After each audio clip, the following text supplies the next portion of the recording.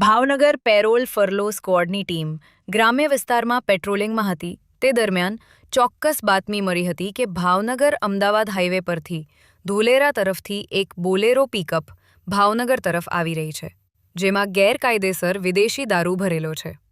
બાતમીના આધારે માઢિયા ગામથી નારી ગામ તરફ જતા આદર્શ સોલ્ટ વર્ક્સના માર્ગ પર વોચ ગોઠવવામાં આવી હતી.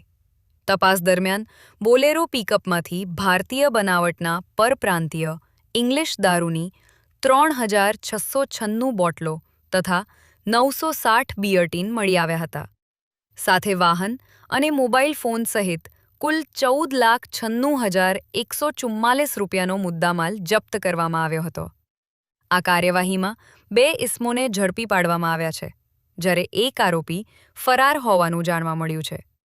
સમગ્ર મામલે વેળાવદર ભાલ પોલીસ સ્ટેશનમાં પ્રોહિબિશન એક્ટ હેઠળ ગુનો નોંધાઈ વધુ તપાસ હાથ ધરવામાં આવી રહી છે.